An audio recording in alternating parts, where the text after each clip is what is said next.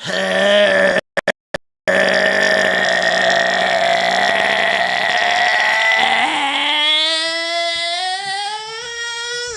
everybody. Welcome to another episode of Spring Fever. As always, it is me, XFL Jim. You want it? I'm gonna give it to you right now. That's right. That's right. I'm joined, as always, by the man himself. It is Erik, a.k.a. Uncle Motherfucking Rico. Oh.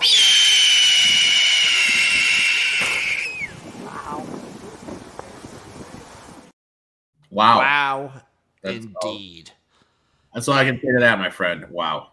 This episode, Erik, like every episode of Spring Fever, is brought to you by none other than Royal Retros. You want to take a Zen moment, collect yourself, find your center, and where can you find your center? At royalretros.com. Your one-stop shop for the best merch in the game. In the game. From the Birmingham Stallions, 80s logos, of course, to the Baltimore Stallions from the CFL in the United States. They have it all over at Royal Retros. And when you go, make sure you use promo code SPRINGFEVER, all caps, all one word, at checkout for 10% off. Royal Retros. Find your center. Erik, man, it's been a while since I've had like the full streaming setup. I thought I had a window open, dude. I was like freaking out there. That was like unexpected. I was like, is something going on here? No, we're relaxing with our Royal Retros little sponsorship. Make sure you go. Promo code Spring Fever, all one word, all caps. So what's going on with you, man? First of all, what's the weather like? It's been chilly, and I haven't wanted to throw my furnace on yet, so I've been layering up. Today I'm sporting the Delaware Blue Hens crew neck. Dude, I have to admit, and I hate it. I had my heat on last night. I had it set up where if it got more than 63 to fire it all on, and it fired up. I had it going on last night. So knowing you, I know that like very much upset you. It did. I woke up. It was 61 in the house today. Jesus, dude. But the thing is, I get back home, at the end of the day, it's like 64. Okay. And then tomorrow, it's supposed to be like 72 degrees out. So it's warming back up this weekend. That's the only thing keeping me from turning the heat on, is it's supposed to warm back up right away. Let me see what the weather's supposed to be like here. Yeah, we're supposed to get like mid-70s coming up. So it's... I'm not going to lie. I can't wait for snow. Oh, we're supposed to, Sunday, Monday are supposed to be in the 70s. You're a big snow slut? Mm. This is like right now, this is my perfect weather. Like mid-fall, it starts out like high 30s, low 40s, maybe gets up into like the 50s, maybe like low 60s. This is perfect weather for me. No, I want cold. I hate like freezing cold. Because we don't get the good snow that you guys get up in Chicago. We get like sleet and slush and mud. Yeah, we get the good snow. It sucks here. We get the good snow. No, it sucks, Erik. Man, the CFL, slowly but surely, we're coming down to the end of it. We have 2 weeks left. We have week 20, week 21. We have week 19. On today's show, we have week 19 to recap. Give you the whole lowdown on everything that happened in week 19 and kind of where the league is sitting right now. Everything is kind of finalized. There's a couple things up in the air. There's I would say one thing up in the air, I think, for each division. There's one thing still up in the air in the West, and there's one thing still up in the air in the East. It's two different things, though, but one thing per division. Lay it on me. Before we get into the full recap, I will say this. We already knew Edmonton was knocked out. We already knew Calgary was knocked out. Yeah. Hamilton officially knocked out. So now the playoffs are locked in of like who's actually playing in the playoffs. Because all Toronto needed to do was win a game. Hamilton wasn't getting in unless Toronto lost out. But the playoffs are Winnipeg, Saskatchewan, and BC in the West, Montreal, Toronto, and Ottawa in the East. Okay.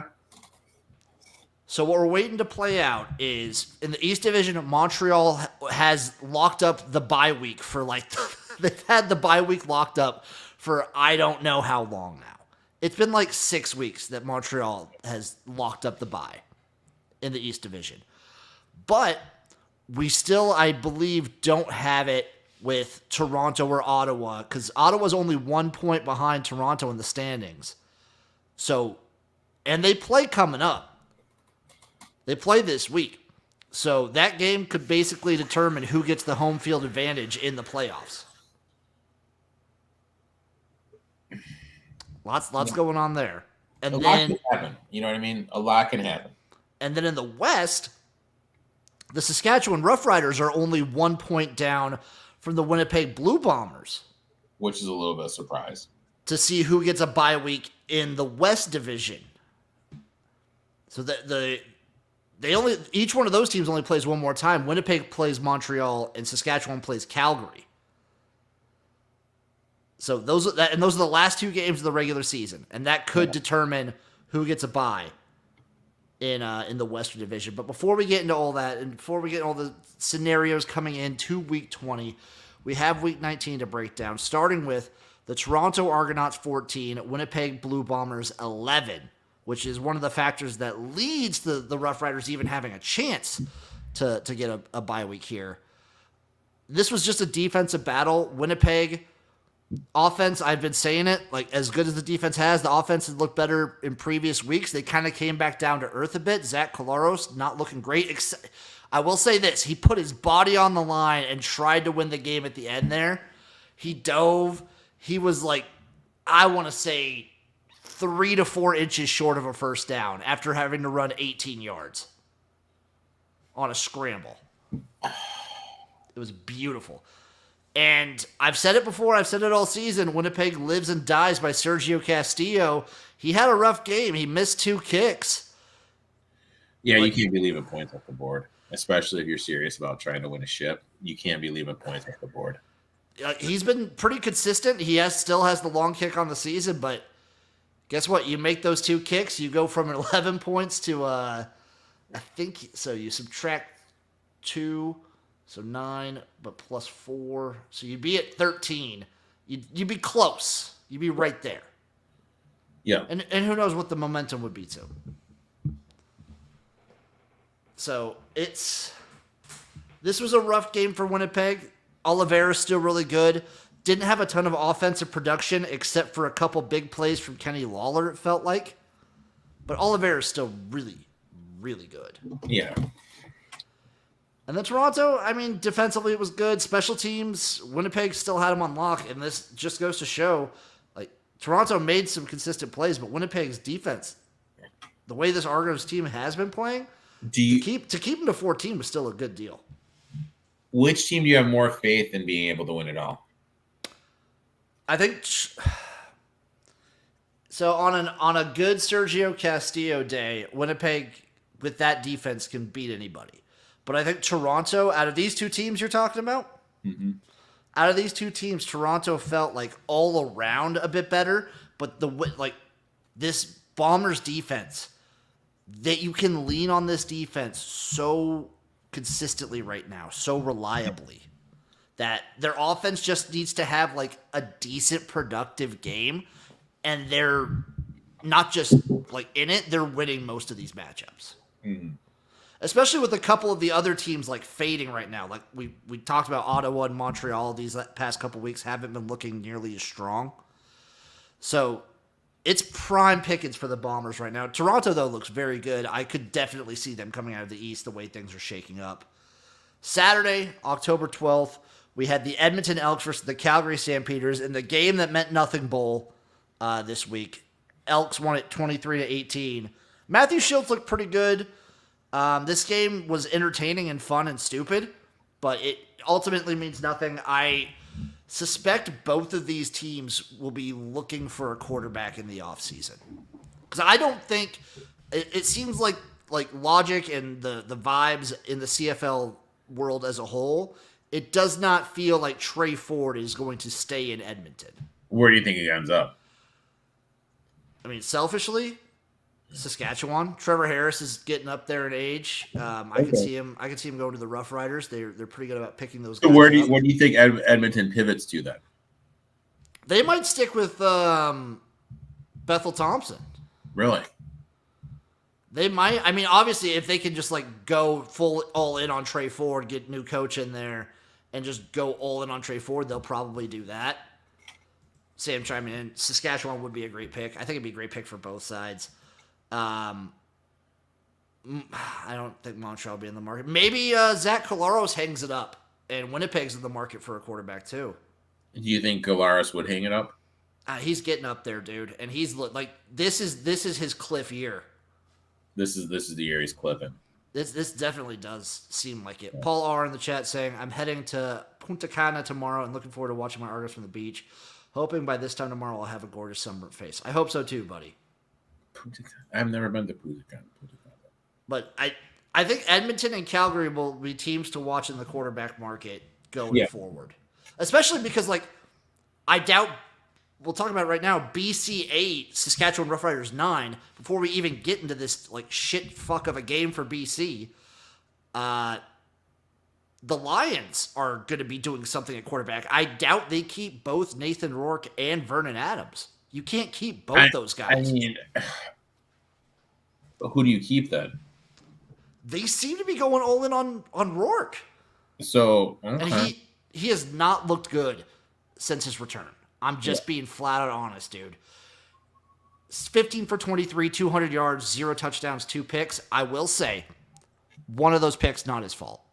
Yeah. Hit the receiver right in the hands, bounced.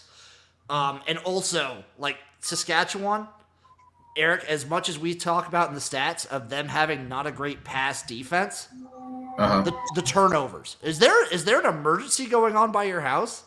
I have no idea what's going on, man. That sounds really close, though. That sounds really close. Is everything okay? I have no idea. Like, I turned down the siren, but shut up, my boy. But I don't know, man. Maybe some houses on that was a fire truck. Maybe some houses on fire. I don't know. Eric, as much as we like talk about the Rough Riders not having a great pass defense, they're tied for like leading the league in interceptions with 24. Jesus. Yeah, so it's them and Edmonton with 24. Who the next closest is the Alouettes with 16. Okay. Nashro says, I would keep Vernon if I was BC. Honestly, the way Vernon Adams was playing at the first half of this year until his injury, he was the clear front runner for most outstanding player. Yeah. And with his return, maybe taking into the factor that like Nathan Rourke has bounced around to like 4 different teams since his last time in the CFL, I'm sure like a full offseason he can pick it back up. As things stand right now, I would still go with Vernon Adams, though. I would go with Vernon Adams as well, too. Because, dang, dude, 39-8.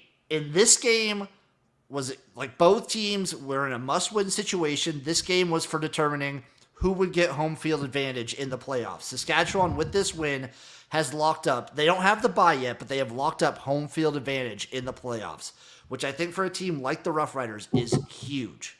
I would never have thought that at the beginning of the year. At the beginning of the year, maybe, but in the middle. So I'll go through these stretches with you real quick, Eric. In the regular season, so the Saskatchewan Rough Riders, week 1 to week 4, all wins. Okay. Then 1 loss sprinkled in there to BC, a win, and then a 1, 2, 3, 4, 5, 6, 7 games without a win. They had 1 tie in there to Ottawa, but 7 weeks in a row with no wins. That's brutal, man. Since September 20th, though, they've been winning.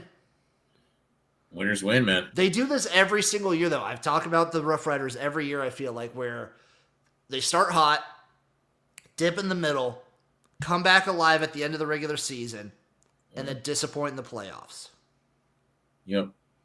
So I hope this team looks really good. They're playing with passion. I don't know, how much do you believe in like end of the season momentum? I believe a lot in them this season. And So if you're not the Rough Riders themselves, but if you're a Rough Rider fan, do you almost hope they don't get the bye to take I a would week want to off? keep it going. I would want to Yeah. keep it going. You kind of want to just keep it going, right? Exactly. I think I've heard a lot of people discuss that with the MLB playoffs, and like you kind of we take a look at these sports like football and baseball, but especially baseball, but like football to a large extent now. We talk about it a lot. We try and break it down into numbers and statistics. There's a lot of emotion involved in this game still. Motion and momentum. Mindset and everything. Like you need to to me, momentum is almost 100% emotion based, where you're winning, you're feeling it. Now you have this like it's a spirit, it's something that's like keeping you going. And then if you kind of break that to take that away, I would worry. But the way the Rough Riders are playing right now, defensively and especially offensively, like Trevor Harris has looked clean these last few weeks. I was worried about him a little bit. They got AJ Alouette back. This running group is strong. They have good receivers. This team is dangerous. Dangerous. They do get a week off next week, which is fine. So that's kind of like your little bye. But week 21, big week. Big week for them. And then we ended on Canadian Thanksgiving. Happy post Thanksgiving to all our Canadian friends out there. Ottawa versus Montreal. Montreal wins it 19-12. The last few weeks we've talked about it. Ottawa's been starting solely. Yeah. Interestingly enough. Do you think he'll be the starter in the playoffs? So they haven't looked any worse or better with him. I don't know. That'd be kind of a weird. I personally think that would be kind of strange, just based on the fact that when he was hurt, like, they weren't doing bad. Yeah. Drew Brown was doing pretty. Is Drew Brown okay? That I don't know. Nashville says, since my team is eliminated, I'm hoping for a Saskatchewan versus Ottawa Grey Cup. Yeah, Ottawa is dealing with a lot of injuries. Post-game media. No. Okay, 12 hours ago, Drew Brown takes first team reps for Ottawa Red Blacks. So maybe he will be getting the start coming up because they kind of like they're only 1 point behind. Yeah. They're right there to get a home field game for the playoffs, Which is huge. which would be massive. So Eric, before we get into this week, I want your take as an outsider. What team to you? I'll tell you what team. Give me two teams that have the most momentum right now in your mind. You're an outsider. Eric's been fully in on NFL college football. I've been following the CFL. I'll give you my two teams. Winnipeg and Saskatchewan. Those are probably my two as well. It's after this week though, I'm like Toronto's right there. I'd say if we're talking teams losing momentum recently, BC's on that list, Ottawa's on this list. Montreal has just been kind of like skating by since they locked up the playoffs. Yeah, that's always a dangerous thing, dude. And the issue for them, I want to see more, and I've been saying it every single week since he's been back, and I love the guy. Cody Fajardo did not play this week. It was a Davis Alexander game. Mm-hmm. They're letting my boy get healthy. Yep. But when he has been playing, I've been wanting to see more out of him. Yep. Just haven't liked what you've seen from the kid. And that's it. That's it. Are you ready to get in, Eric? Oh, before we do, futures. Yeah. Futures. We like to take a look, especially this time. Oh, dude.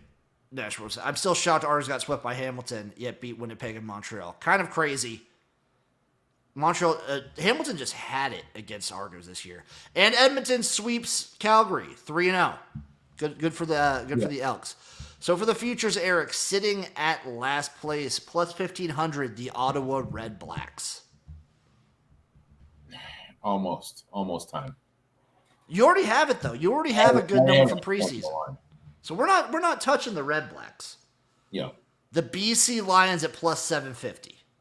A value finally, if you think they can piece it together, but with how they're trending, not worth it. No, the way this offense has been playing, it's been on like a downward progression. Here's value though. I think the Toronto Argonauts at plus 700. I don't think they'll go back to back. There's nothing there for me. They didn't win last year, did they? Oh no, they lost. Yeah, Montreal won last year. Yeah. They lost to Montreal in the divisional round. Yeah, I wouldn't. I don't trust their quarterback situation. Chad Kelly is very hit or miss. Yeah. It's hard to put all your eggs in the Chad Kelly basket. Yeah. Saskatchewan Roughriders plus 650. And I'd entertain it.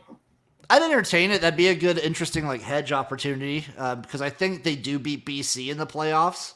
Mm-hmm. But I think if you get them against Winnipeg, you could like maybe hedge a Bombers, future after that. Yeah. Speaking of which, Bombers plus 215 Nope. and Alouettes plus 170. No. Now, Eric, to the game lines for week 20 of the CFL. Only 2 weeks left of the regular season.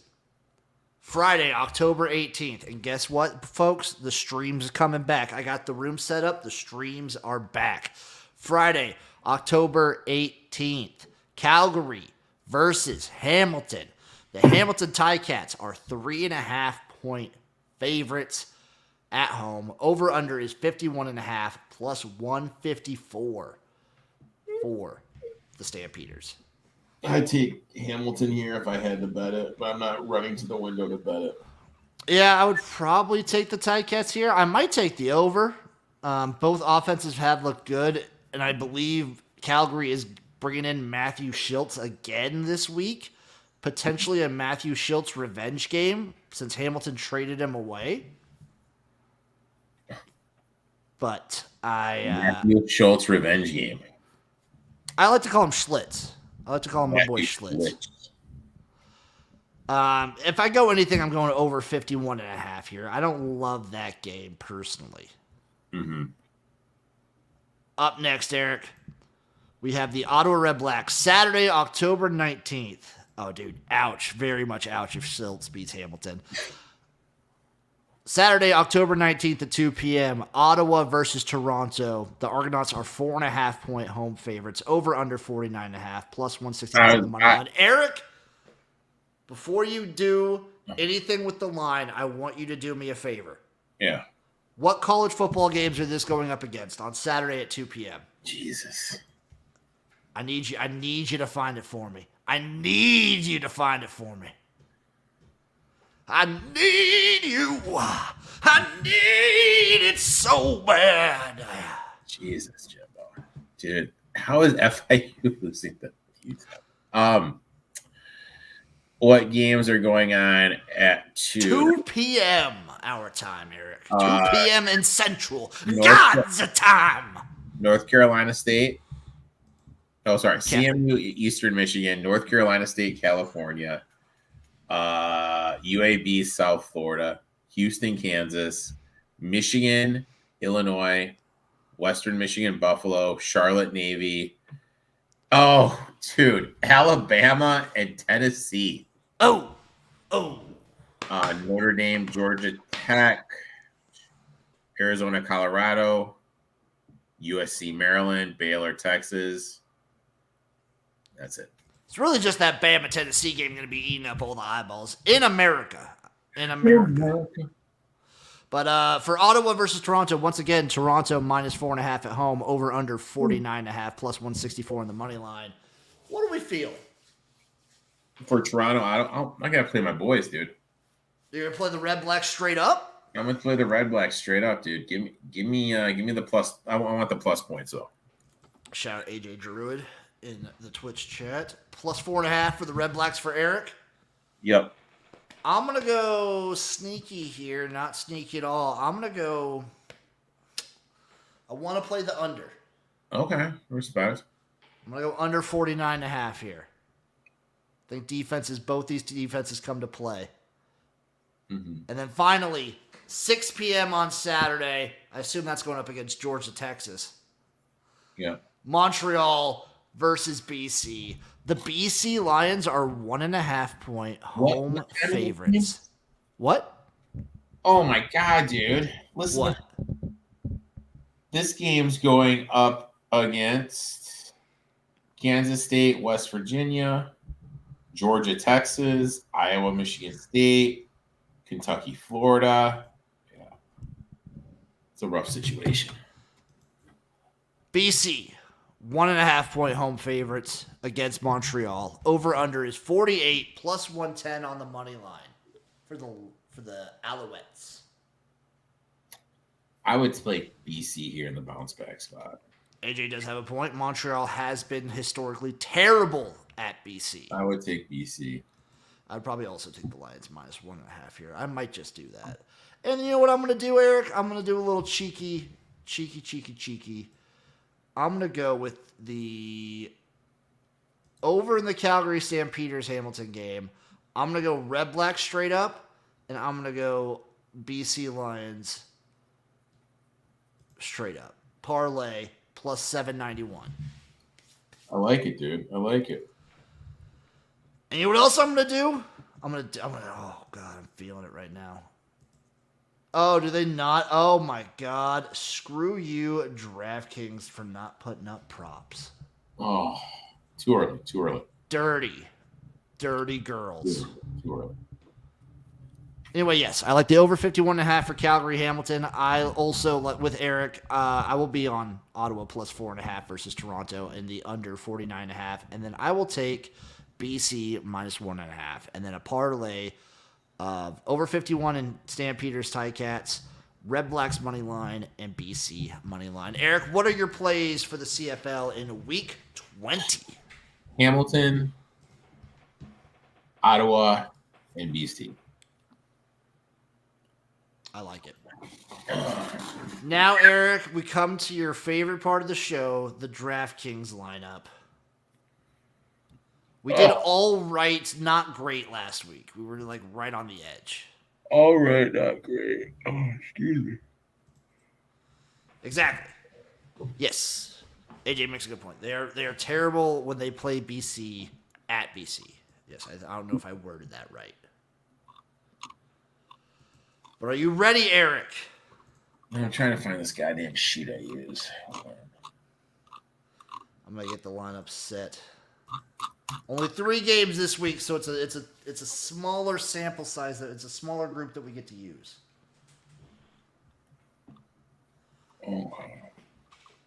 Oh shit! I also feel like BC is playing Vernon Adams this week, so I think that might also make a factor. All right, so yeah. They might not, though. All right. So let's start off. Let's have the quarterback discussion. To me, it's kind of it's a 2 quarterback week. For me,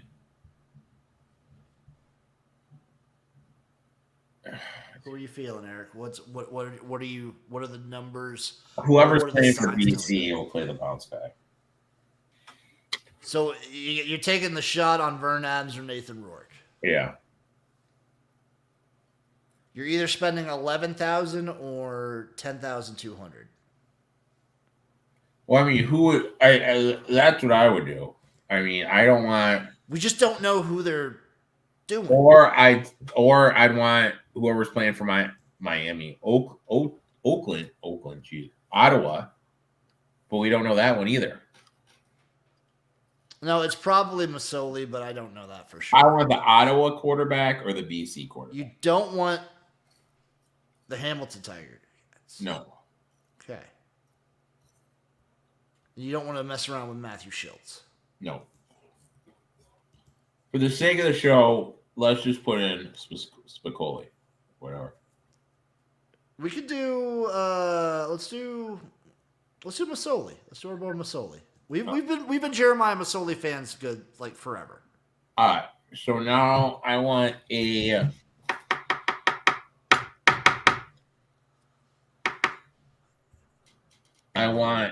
to double him up with a wide receiver from Ottawa. Okay, let's double them up with the wide receiver from Auto. Where you're going to go, do I go Pimp or do I go Rhymes? Pimp or Rhymes? You know what? We spent low on the quarterback. We'll spend up to cut to Pimpleton. Now I want the BC running back.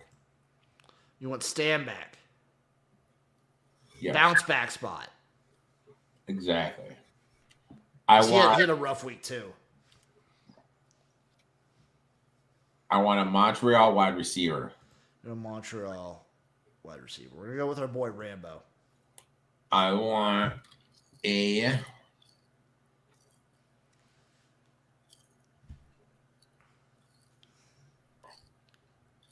Am I crazy? I want to double up. I want a Calgary running back as well. Calgary running back? You want a Calgary running back. You want... we probably want Dedrick Mills for consistency's sake. They kind of do like a running back by committee is the issue. There's not one clear cut. I mean, Mills is like the main guy. Logan, we'll go Mills. Let's go Mills. All right. What more do we need? We need one more flex and then a defense. We want to do defense first? Yeah, let's go defense. Give me the Tiger Caps. We'll go Ticats here. So we have 8,300 to use, which only cuts off like the very top guys. All right, so go up. Pick one of the top guys then. Okay. Yeah, Mills is Calgary's main guy. Do we want anyone off of Hamilton? Who is Hamilton playing again? I'm sorry. They're playing Calgary. I mean, Calgary's good against the pass. I mean, They they give up a lot of rushing yards. We could go James Butler. Oh, no, we can't go James Butler. God damn it. You know what? We're going to do it. We're going to do my boy Steven Dunbar. Boom. Nashro says these are good picks. If they go with Masoli, Greg Bell may be in. Let me see if my boy. Oh, we have enough for Greg Bell. Yeah, let's go Greg Bell, dude. Let's go Greg Bell. But didn't we already put in another Ottawa? No. Greg Bell is Hamilton's other running back. Okay. So we're running a 3 running back. Oh, dicey. Dicey, Jimbo. Dicey. Hey, Eric, in the CFL, sometimes you got to get weird. Hey, take a screenshot of me so I can enter like a millionaire maker with that. Every once in a while in the CFL, you got to get weird. I kind of like this lineup, especially if Masoli plays. Yeah, nothing like if Masoli doesn't play, just disregard everything that we did in this section. Why don't you take a picture of that and send it to me if you don't I'll mind? send it to you, buddy. I'll send it to you right after this show.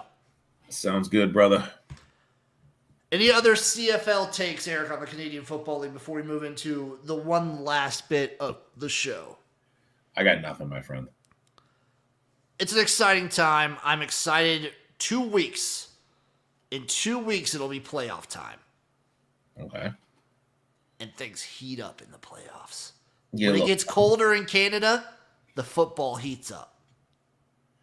When it gets to my weather. Oh, dude, Eric, we should make it to a Grey Cup sometime. We'll put that on the list. Well, it's on the list. It's on the list of things. Now, Eric, it's time to talk a little X League. I'm just going to go through these scores because, damn it, we had some big ones. Fujifilm versus Panasonic. What did I set the spread at? 49.5? Probably. You took Panasonic. They covered 55-0. There we go. Tokyo Gas versus Nojima. I said Nojima. I said Tokyo Gas minus 3.5, but we got a tie. 24-24. First tie of the season. I think that's the first tie of the season. Okay. All Mitsubishi versus Fujitsu Frontiers. I set this one at like 50. You took Fujitsu, I'm pretty sure. Yeah. They covered 59-0. Boom. Oriental Bio versus Kobe. We set the line at Kobe minus 14. They did cover 37-14. And then IBM Sekisu 13-30 for Sekisu. Upset of the week, I believe. Okay. IBM's not a bad team. Obek 44 and Fukuoka Suns 10. X League also winding down. Only 2 more quote unquote weeks, because remember the Super they play every other week. Yeah. Only 2 more weeks until the postseason begins. Their next games will happen October 26th. Love it. It's going to be a very fun time. I think I've streamed like 1 X League game, and I'm going to try that to do. It's hard. They're on so late. You're better off me getting up early to work out. No shot, Eric. There's no shot I'm getting you on one of those streams. No shot. No shot. But it's a good time to be a fan of football right now. We have beautiful NFL, awesome college football, amazing CFL.